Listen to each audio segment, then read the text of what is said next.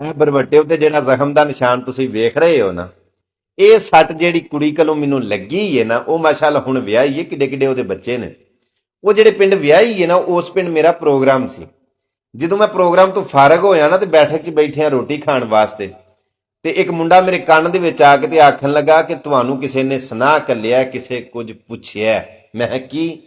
ਇਹ ਤੁਹਾਨੂੰ ਉਹਨਾਂ ਪੁੱਛਿਆ ਵੇ ਕਿ ਅਵੈਸ ਨੂੰ ਇਹ ਪੁੱਛੋ ਕਿ ਹੁਣ ਤੇ ਨਹੀਂ ਬਿੱਲੀਆਂ ਤੇ ਮਾਲਟੇ ਲੈ ਕੇ ਪੀਂਘਾਂ 'ਚ ਬਹਿ ਕੇ ਹੁੰਦੇ ਲੈਂਦਾ। ਮੈਂ ਉਹਨੂੰ ਇੰਜ ਵੇਖ ਕੇ ਤੇ ਮੈਂ ਆਖਿਆ ਵੀ ਤੈਨੂੰ ਇਹ ਗੱਲ ਕਿਹਨੇ ਦੱਸੀ?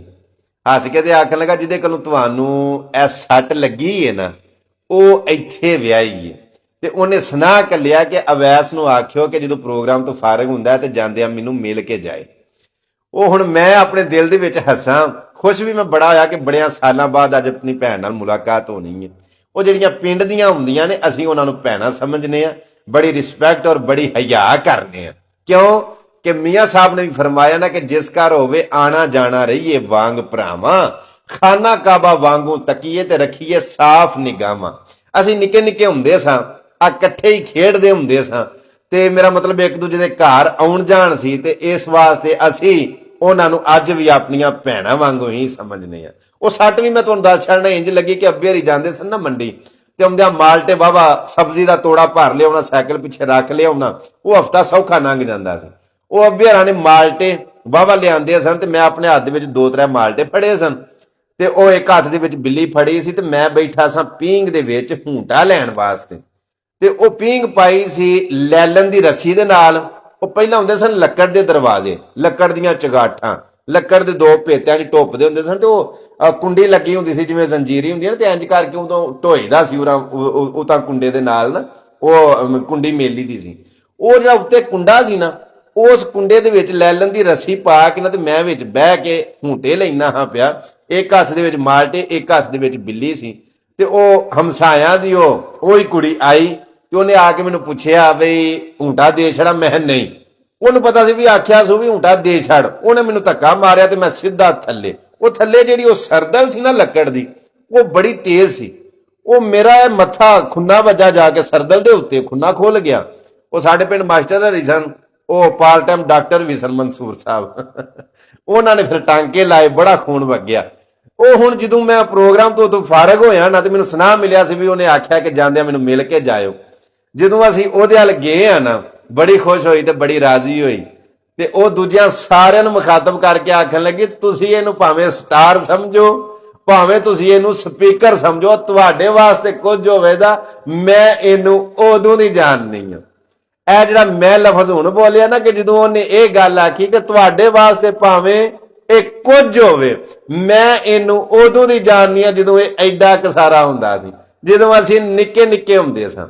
ਇਹ ਜਿਹੜਾ ਲਫ਼ਜ਼ ਹੈ ਨਾ, ਇਸੇ ਲਫ਼ਜ਼ ਦੇ ਉੱਤੇ ਮੈਂ, ਉਹ ਜਿਵੇਂ ਪਤਾ ਮੂਵੀ ਦੇ ਵਿੱਚ ਇੰਟਰਮਿਸ਼ਨ ਹੁੰਦਾ, ਇਹ ਸਮਝੋ ਕਿ ਇਸੇ ਗੱਲ ਦੇ ਉੱਤੋਂ ਆਪਣੀ ਗੱਲ ਦਾ ਖੁਲਾਸਾ ਕੱਢਾਂਗਾ ਅੱਲਾ ਦੇ ਫਜ਼ਲ ਦੇ ਨਾਲ। ਉਹਨੇ ਆਖਿਆ ਤੁਹਾਡੇ ਵਾਸਤੇ ਕੁਝ ਹੋਵੇਗਾ, ਲੇਕਿਨ ਮੈਂ ਇਹਨੂੰ ਉਦੋਂ ਦੀ ਜਾਣਨੀ ਆ ਜਦੋਂ ਇਹ ਨਿੱਕਾ ਜਿਹਾ ਹੁੰਦਾ ਸੀ।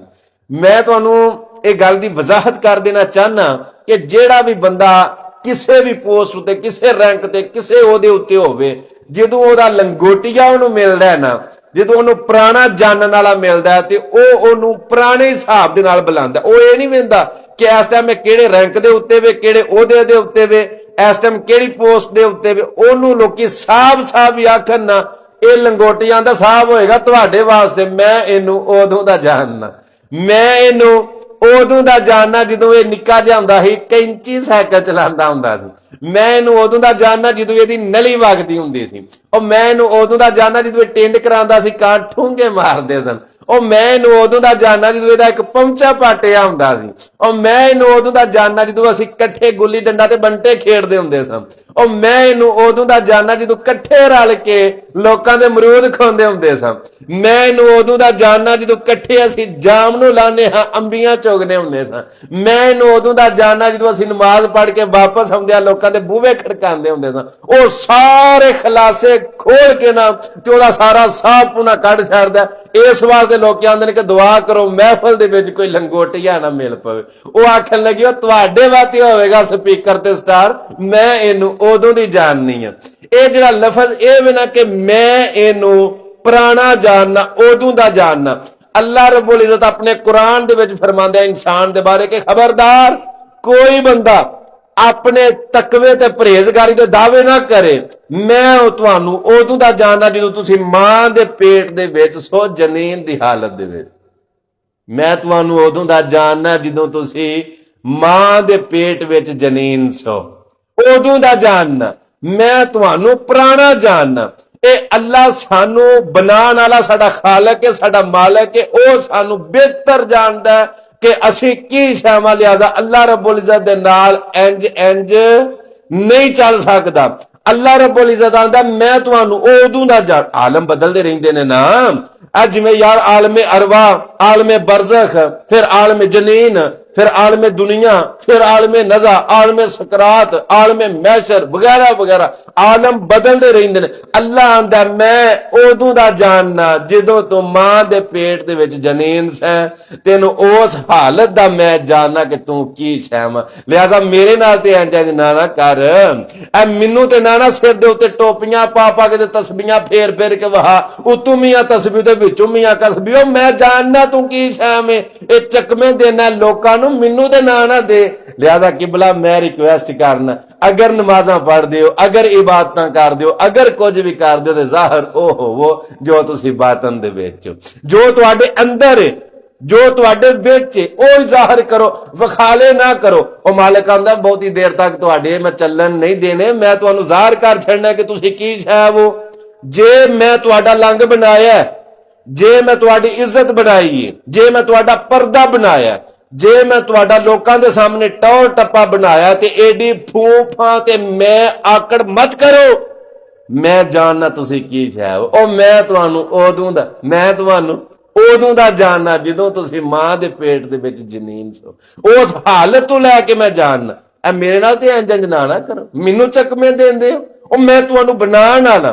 کوئی بندہ رڑدا جاندا سی نا پیا، اپنی گل دا خلاصہ کڈاں، اللہ دے فضل دے نال کوئی بھی گل شروع کرا انہوں کسے ہنے بننے لا کے، تانوں پتہ ہے کہ میں ایویں گل بیکار شروع نہیں کردا۔ رڑدا جاندا سی پیا کوئی بندہ نہر دے وچ تے آکھے لگا مالکا جے مینوں بننے لائے تے میں 2 دیگاں دیاں دا، چلو ٹھل آئی، روڑدا جدوں کنارے لگا نا تے ایک بچی نو ہاتھ پی گیا تے آکھن لگا کیڑیاں دیگاں، او پھر بچی چوں ہاتھ چھوٹ گیا تے آکھن لگا مالکا میں تے پوچھدا ساں پیا وے کیڑیاں دیگاں، لونیاں کہ میٹھیاں؟ او آندا اللہ میں تینوں جاننا، ادوں دا جاننا جدوں تو ماں دے پیٹ دے وچ جنین سے، جدوں تو حالت جنین دے وچ میرے نال انج کرنا پیا۔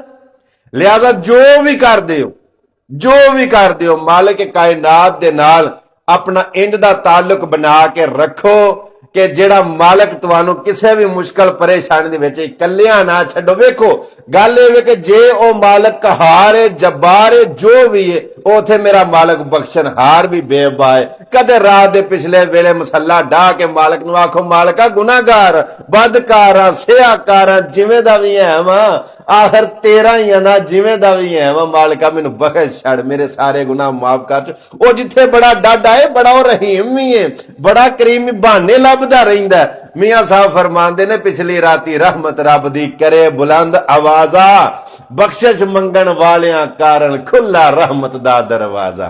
آخری بات، آخری عرض کر کے میں اجازت چاہنا کہ جے انہیں پردے پائے نے تے دعا کرو کہ مالکا اے پردہ بنیا ہی رہے، کدے ساڈے پردے لائی نہ، کدے بھی ساڈا پردہ نہ لائی۔ کیوں کہ جدوں پردے لے جاندے نے نا او لوکو پاویں جڈا مرضی ہوے، جڈا مرضی شہنشاہ ہوے، بادشاہ ہوے، جدوں پردے لے جاندے نے نا، جدوں مالک دی ذات بالکل نتارے کر کے لوکاں دے سامنے رکھ چھڑ دے، اودوں بندہ ہیرو تو زیرو بن جاندا ہے۔ کیوں؟